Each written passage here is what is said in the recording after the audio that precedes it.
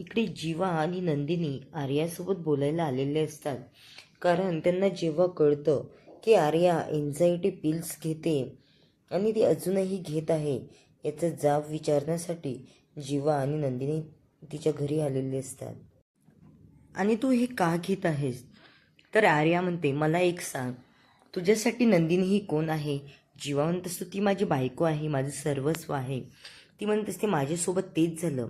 माझा नवरा जेव्हा गेला ना तेव्हा मी अगदी डिप्रेशनमध्ये गेलेली होते. मला नंदिनीने डिप्रेशनमधून बाहेर काढलं आणि मी व्यवस्थित जगायला शिकले. पण मला आपल्या जवळचा माणूस नसल्याचं हे दुःख होतंच. जेव्हा मी एन्झायटी पिल्स घेते ना तेव्हा माझं ते दुःख हलकं होतं आणि यासाठी मी ते रेग्युलर सुरू ठेवल्या. आणि मला माझं दुःख कुणासमोर व्यक्त करायला जवळचा व्यक्ती नव्हता, त्यामुळे मला ते एन्झायटी पिल्स घ्याव्या लागतात. जीवा म्हणत असतो, अर्ग पण तू हे आमचं बाळ जे पोटामध्ये वाढवते त्यावर त्याचा परिणाम व्हायला नको ना. आणि तू असं जर वागत राहिलीस तर त्या गर्भामध्ये वाढ होण्याऐवजी त्याचं नुकसानच होऊ शकतं. ती म्हणत असते, ते सगळं मला माहिती आहे, पण मी तुमच्यासाठी माझं जे दुःख आहे ते मी हलकं करण्यासाठी मला दुसरा कोणताही पर्याय नाही आहे. जीवा म्हणत असतो, अगं पण आपण दुसरा काही उपाय शोधू शकतो ना. तुला जर काही सांगायचं असेल तर मला सांगत जा. आता जीवाला ती तिच्या जाळ्यामध्ये उडते की काय याचं नंदिनीला टेन्शन आलेलं असतं, की ती चांगलं बोलून गोड बोलून जीवाला तिच्या बाजूने करून घेईल आणि नंदिनी बिचारी परत एकटी पडेल. नंदिनीच्या आयुष्यात पहिलेच एकामागून एक खूप संकट येतात आणि येतच आहेत अजूनसुद्धा. जेव्हापासून मालिका सुरू झालेली आहे तेव्हापासून नंदिनीने फक्त सहन आणि सहनच केलंय. इकडे ती म्हणत असते, जीवा अरे पण तू एवढं सगळं बोलतोय, तू माझं दुःख का नाही समजून घेत? अरे मी तुझ्या बाळाची आई होते, तुझा अंश माझ्या पोटामध्ये वाढतोय, तरी तुला माझी जराही काळजी नाही आणि वरून मलाच बोलतोय की तू एन्झायटी पिल्स का घेते. तर आता नंदिनी म्हणत असते, जीवा तुम्ही जरा शांत व्हा, कारण आर्याच्या पण काही गोष्टी बरोबर आहेत, पण आर्याने हे सगळं सोडायलाच हवं. आता ती तोंडाला हात लावून खूप रडत असते. इकडून नंदिनी ती रूममध्ये निघून जाते तेव्हा नंदिनी आणि जीवा तिला थांबवायचा खूप प्रयत्न करतात, पण ती थांबत नाही. जीवा म्हणत असतो, मी उगाच बोललो का गं नंदिनी. आता आर्या तिच्या दरवाजेच्या खिडकीतून बघत असते की आता या दोघांना पण टेन्शन आलेलं असतं. तिकडे जाऊन ती पाणी वगैरे पिते आणि शांत बसलेली असते. इकडे वसुआत्या आणि रम्या गप्पा मारत असतात तेव्हा रम्या वसुआत्यांना सांगते की अगं आर्या आई होत आहे हे तिने स्पष्ट नाही केलंय, पण नंदिनी ही प्रेग्नेंट नाही आहे आणि मी हे स्वतःच्या डोळ्याने बघितलंय. जीवाचा अंश आर्याच्या पोटामध्ये वाढतोय आणि हे जर आपल्याला सिद्ध करायचं असेल तर आर्याला एकांतात गाठून किंवा घरी आल्याच्या नंतर असं काहीतरी खायला द्यायचं की ज्यामुळे कळेल ती खरोखर प्रेग्नेंट आहे. वसुहत्या म्हणत असता, हा प्लॅन तर खूपच छान आहे ग, हे जर मला करायला जमलं असतं तर किती बरं झालं असतं ना. रम्या म्हणत असते, हो ग मम्मा, पण आत्ता तरी आपण करूच शकतो ना, अजूनही वेळ गेलेली नाहीये. आणि या दोघी खूप खुश होत असतात. इकडे काव्या आणि पार्थ येत असतात तेव्हा काव्या पार्थला म्हणते, मला खूप भीती वाटते. आता हे घरच्यांना कसं सांगायचं की सोनोग्राफीमध्ये असं आलंय की तुमची 7व्या मंथमध्ये डिलिव्हरी होऊ शकते.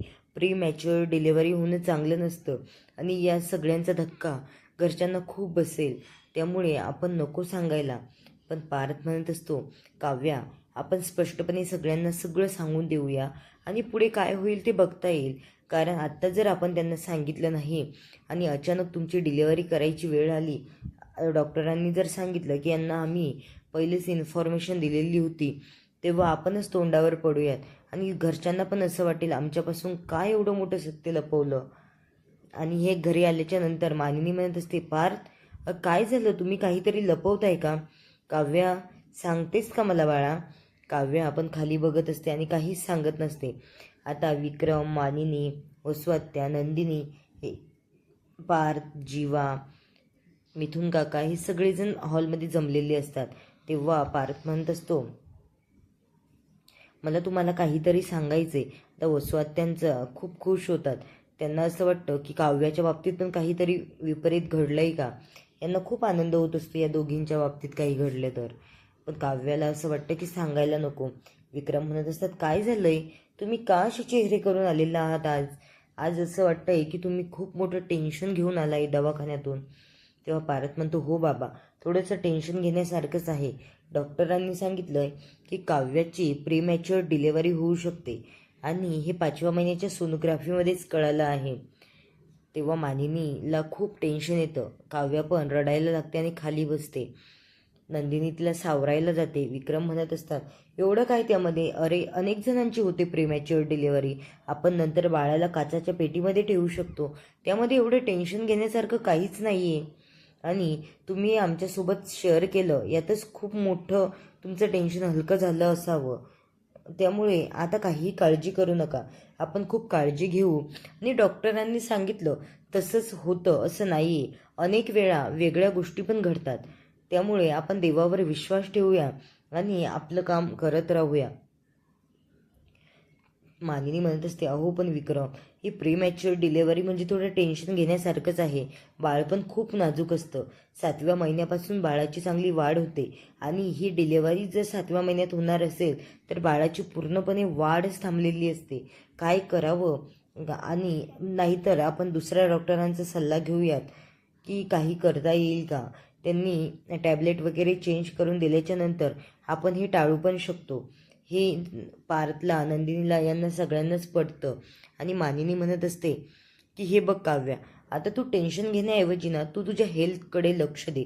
तू झोपतही नाही, सारखी इकडे तिकडे धावपळ करत असते, अभ्यास करत असते. आता हे सगळं बंद, तू फक्त आराम आणि आरामच करायचा.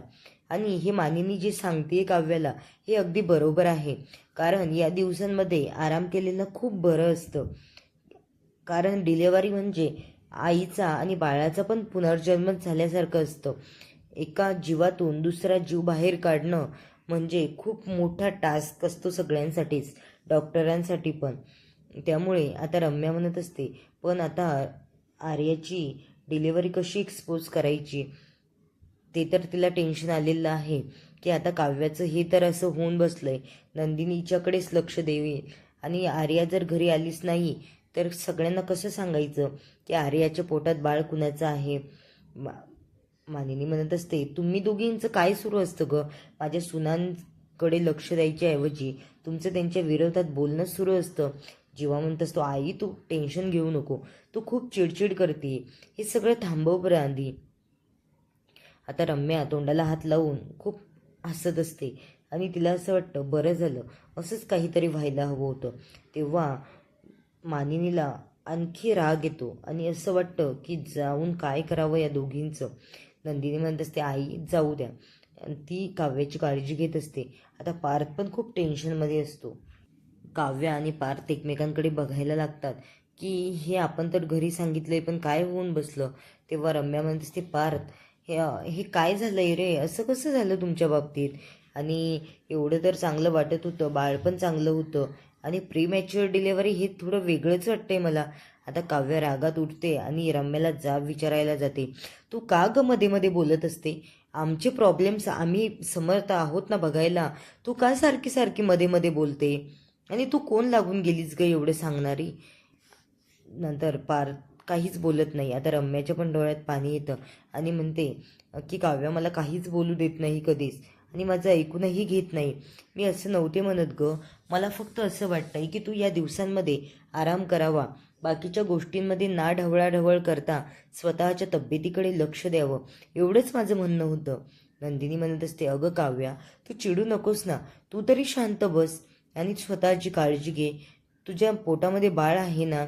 पण काव्य आता रडायला लागते आणि म्हणते, बाबा बघा ना, या दोघी नेहमी असंच करत असतात, चिडायला होतं कधी कधी, माझी अवस्था समजून घ्या ना. मानिनी म्हणत असते, हो बाई वसुताई, तुम्ही जरा शांत बसत जा बरं, काही वेळ काळ बघून बोलत जा, प्रत्येक वेळी बोलणंच महत्त्वाचं नसतं किंवा काहीतरी टोमणा देणंच गरजेचं नसतं. आता मिथुन काका म्हणतात, बाकी सगळं ते जाऊ द्या, आपण आनंद सेलिब्रेट करूया आणि हिच्या हेल्थमध्ये काहीतरी चेंज करता येईल का घरगुती, ते पण आपण बघूया. म्हणजे प्रीमॅच्युअर डिलेवरी न होता अगदी डिलेवरी सुखरूप पद्धतीने 9व्या महिन्यात झाली पाहिजे. आता या सगळ्यांची तयारी याच पद्धतीने सुरू आहे. पण काव्य आणि पार्थ डॉक्टरांच्या सांगण्यामुळे जरा टेन्शनमध्येच आहेत. त्यांचं टेन्शन आता कधी हलकं होईल काय माहिती. पुढच्या वेळेस जेव्हा डॉक्टरांकडे जातील तेव्हा डॉक्टर यांना काहीतरी वेगळं सांगेल, तेव्हाच यांचं टेन्शन कमी होऊ शकतं. आता काव्या खूप मोठ्याने बोलत असते.